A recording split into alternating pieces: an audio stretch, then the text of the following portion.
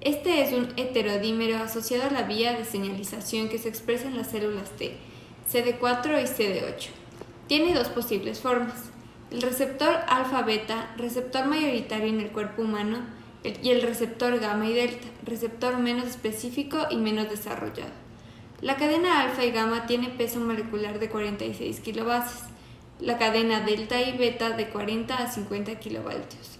El receptor de células T tiene una configuración similar al de las inmunoglobulinas, con la diferencia que el receptor de células T nunca se secreta. Cada cadena de TCR o receptor de células T posee una región variable, una región constante y una región transmembrana hidrofóbica y región citoplasmática corta.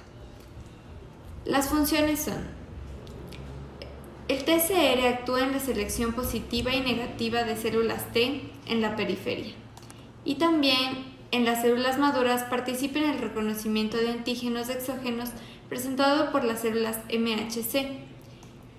El repertorio de células TCR en los humanos es muy variado y se da por el reordenamiento somático. Cada receptor de células T está codificado por diferentes segmentos de genes. Existen tres segmentos importantes: B, D y J. Los genes para la cadena alfa están en el cromosoma 14. Tienen de 70 a 80 segmentos variables, 61 segmentos J y un fragmento C o constante. En el cromosoma 7 están los genes de la cadena beta, el cual tiene 52 segmentos variables, 2 segmentos D, 2 segmentos constantes y 13 segmentos J. El orden de la cadena beta está distribuido en dos tándem.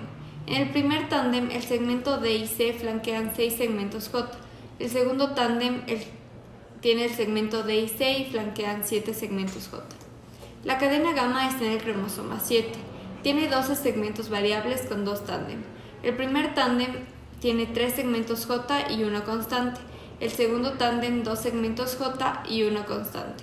En la cadena delta existen 4 segmentos variables, 3 segmentos D y 4 segmentos J y un constante.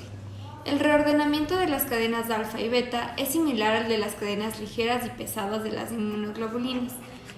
La cadena alfa, el segmento B y J se juntan y forman el dominio variable de la cadena alfa. El dominio constante está codificado por el segmento C.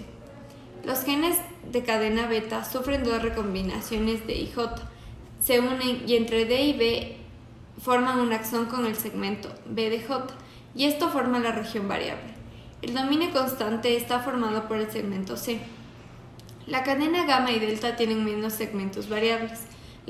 El reordenamiento genético de genes B de J involucran a los genes activadores de recombinación, los cuales son RAG1 y RAG2. Se expresan en las primeras etapas de células T y codifican enzimas llamadas recombinasas que recombinan los eventos B de J. Las recombinasas juntan dos segmentos y clivan el ADN en segmentos específicos. También está la participación de secuencias de señal de reconocimiento RSS que flanquean genes regionales de los segmentos B de J, las cuales son reconocidas por las enzimas recombinasas. El receptor CD3 se expresa en la superficie de TCD4 y TCD8, formado por 3 tipos de cadenas unidas por enlaces no covalentes. Está la cadena gamma, la cadena delta y las cadenas épsilon. Estas cadenas se localizan en el cromosoma 11 y forman el complejo CD3. El complejo CD3 también se une a un homodímero citoplasmático conocido como cadena Z. Las proteínas CD3 permanecen en asociación con TCR formando el complejo TCR-CD3. El receptor de células T es incapaz de transmitir la señal por sí solo, por lo que necesita el complejo CD3. El complejo CD3 junto a la cadena Z pasan la señal al TCR. El complejo mayor de histocompatibilidad es una familia de genes que se encuentran en el cromosoma 6. Se reconocieron inicialmente como antígenos que diferencian leucocitos de distintos individuos, produciendo rechazo en los pacientes que tenían trasplantes. Por ello se les denomina también HLA o complejo antígeno leucocitario humano.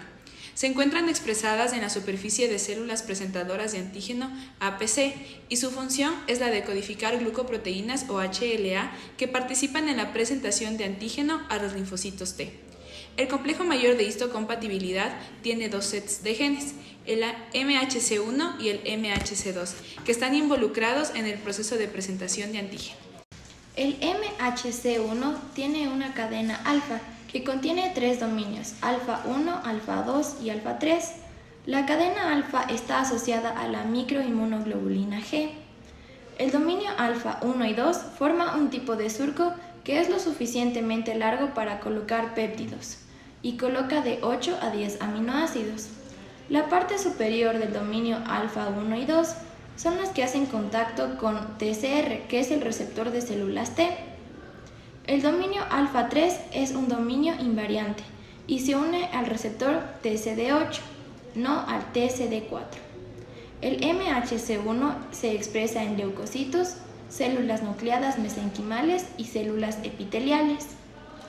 El MHC2 tiene una cadena alfa y una cadena beta, que contiene 2 dominios cada uno, dominio alfa 1 y beta 1. Tiene residuos polimórficos y forma un surco que puede acomodar péptidos, de 10 a 30 aminoácidos. La hendidura de alfa y beta 1 se une al TCR. El dominio beta 2 se une al receptor TCD4, pero no al TCD8. El MHC2 se expresa en las células dendríticas, macrófagos, células B y células epiteliales del timo. Características de las moléculas de histocompatibilidad. Tienen una expresión codominante y genes polimórficos que permiten que éstas sean diferentes entre todos los individuos. Se expresan en gemelos idénticos y eso causa problemas en el momento de los trasplantes. Además, tienen alta especificidad y cada una de estas presenta un péptido a la vez. Procesamiento y presentación de antígenos por proteínas MHC1. Primero, generación de antígenos en el citoplasma. Proteínas antigénicas se producen en el citoplasma, ya sea por virus o bacterias fagocitadas. Luego, proteólisis por organismos especializados. Luego, estas proteínas son destruidas por vía de ubiquitinización, son enroscadas por medio de proteosomas y son degradadas por enzimas proteolíticas. Después se da el transporte de péptidos desde el citoplasma al retículo endoplasmático. En el retículo endoplasmático está la molécula TAP, que se une a péptidos generando proteosomas y las van a ingresar al retículo endoplasmático. Unión de péptidos a las MHC1 recién sintetizadas y el transporte de este complejo a la superficie de células para su presentación en las células TCD8. Las moléculas MHC1 se van a unir a una proteína tapacin que sirve como puente entre la molécula de MHC1 y la molécula TAP en el retículo endoplasmático, lo que le permite capturar fácilmente los péptidos a la MHC1. Cuando la MHC1 encuentra un péptido con ajuste correcto, el complejo se estabiliza y se va a liberar la asociación con TAP y va a ser transportado a la superficie celular para ser reconocidos por TCR de las células TC8. Procesamiento y presentación de antígenos para proteínas MHC2. Primero, ingestión de antígenos. Las células APC van a internalizar a los antígenos y proteínas microbianas. Luego se da la proteólisis de los antígenos en vesículas endocíticas. Las proteínas microbianas van a ingresar a vesículas endocíticas y estas se pueden fusionar con lisosomas y se degradan generando péptidos de diferentes longitudes. Biosíntesis y transporte de MHC2 a endosomas. La MHC2 se va a unir a una proteína de cadena invariante que presenta un clip, el cual se va a unir fuertemente al sitio de unión con el péptido, lo que hará que cuando MHC2 esté en el retículo endoplasmático no se unan a él, sino que a MHC1. Luego se da la asociación de péptidos con MHC2 en las vesículas. En los lisosomas tardíos se encuentran los péptidos y MHC2 recién sintetizadas. Aquí está la proteína de M, la cual creará un intercambio entre el péptido y la proteína CLIP que estaba en el sitio de unión del péptido. Luego se forma el complejo péptido MHC2 en la superficie celular del linfocito CD4. Una vez que MHC2 se une a los péptidos, se va a formar el complejo que se va a ir a la superficie celular de TCD4.